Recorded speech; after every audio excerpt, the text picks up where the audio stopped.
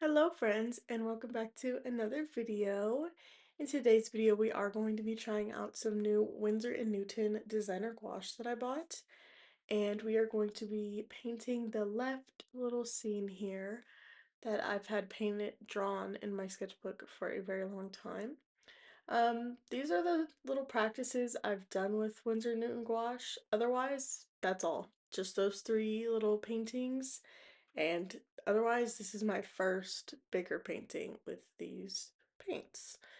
And I haven't introduced myself yet. My name is Kylie, also known as I Have Kai Creations here on YouTube. And I mainly do art content, sketchbooks, sketchbook tour, art challenges, that kind of thing. And yeah, so today, like I said, we are doing this little painting here, and I have a hard time not picking up my layers from underneath when I'm painting with gouache. It's just something I haven't gotten used to yet, and I'm working on. So to be safe, I went ahead and put my very first layer of paint down with these watercolors. Um, Really, this was just to get a base layer, make sure there's no white really showing through anywhere in the background, and then on the apples. I didn't do it with the blanket just because, or the, yeah, I guess the blanket. Um, just because, yeah, I just, that would be a lot to put down individual little squares for an underpainting. So, yeah, I just went in and made a very light layer of red for these apples and then a brown for the table underneath. And yeah, I'm gonna go ahead and put those away and we are going to dig into this gouache. So some things I've noticed with this gouache for me, I feel like, and mind you, I'm not a huge gouache painter, like that's not my realm of expertise. I am heavily acrylic painting. That's what I know best. So gouache is a bit difficult for me. Um, I will say I felt like I was using a lot of paint for such a small illustration. Um, I don't know if that's normal. I'm really not sure, but these paints were pretty expensive, so I was like, dang, I'm using a lot of paint. What the heck? But yeah. Um, and I also was like unsure of how to start this painting. I know they say work dark to light, but I work better going light to dark most of the time, depending on what I'm working on. Something like this, I just don't have that immediate, like, I want to go paint the dark parts first. Um, yeah, I just don't think I have a specific way that I paint. I kind of just move around the canvas a lot, you know,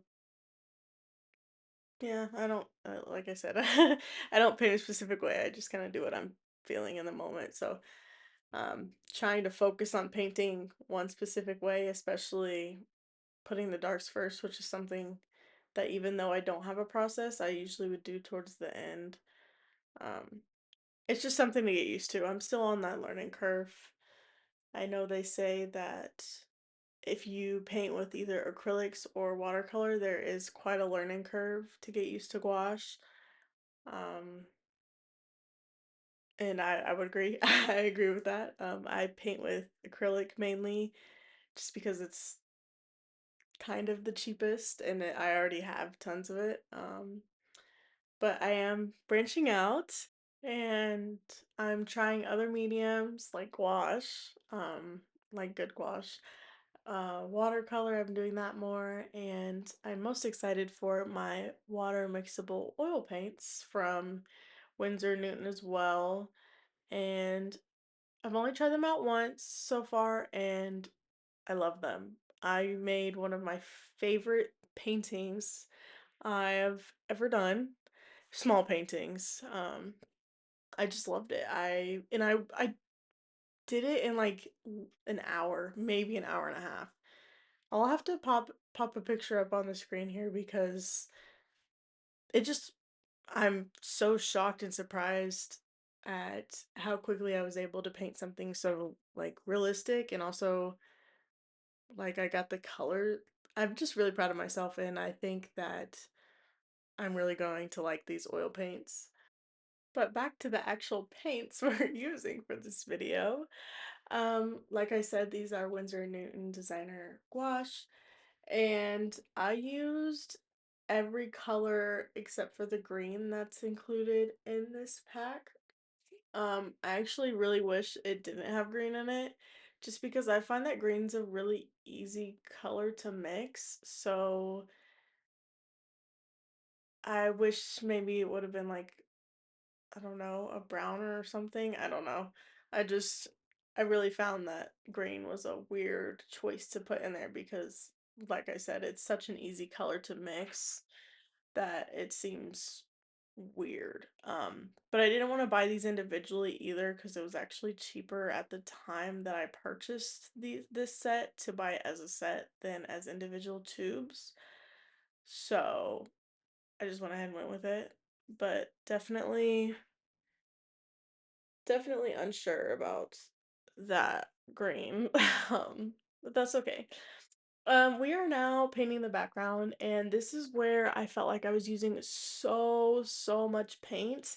And if I diluted it with like any type of water, it was like super, just like so translucent, and I didn't feel like I was getting an even coverage. So I felt like I had to really get a really saturated dark mix to really cover the whole background. So that was a bit annoying. I also definitely wish looking back, and I think I just didn't because I felt like this was really hard to already. But I wish I would have added some texture in that background because it is supposed to be a wood table underneath everything. But I didn't. I kind of just painted it pretty loosely and made it like a greenish brown, and it ends up looking good, but I definitely, because it dries a lot lighter than what it's going on right now. But definitely, like I said, it felt like I was using a lot of paint for that, and that was a bit frustrating with how expensive these paints were. Like I mixed this mix like 4 times, and it's not like I was making like teeny tiny little spots. Like that's quite a bit of paint right there for this small little sketchbook page. But anyways, I'm just gonna keep saying the same thing. um but yeah, I do end up liking it. I do end up liking the background. I just, like I said, lots and lots of paint there. I will say the hardest part of this illustration is definitely when I get to the pattern of the little towel. I think I called it a blanket earlier. It's definitely a towel. um but the towel is this, like, I think it's called gingham. Correct me if I'm wrong. Um, but I messed it up so many times and we just won't talk about it. We're just gonna ignore the fact that I messed it up. It looks semi decent at the end, okay? um, but yeah. Any so other words of about the gouache. The coverage was nice. I do feel like it was a very opaque, which it should be, so that's good. um it did lay down nice. It didn't feel super tacky or anything. Super, even when I used it straight out of the tube, it felt nice. I didn't really like the colors straight out of the tube. Like I did not like the red in this set. It's a little too magenta-y leaning for me. I like a warm red. Um especially for mixing like skin tones and stuff. I like it to, so yeah. I didn't mind the yellow. The blue was nice. I didn't enjoy the blue mixed with white. Not a fan of the color that gave me, but that'll be more trial and error later on. That's not a big deal, but here we are going in with the darkest spots on the little pattern here. And then I tried to like darken the areas where I knew that it would technically be a shadow because of the apple. And I think I did it pretty well because it ends up looking pretty good. Like the finished result and what it looks like at the end, I'm pretty happy with.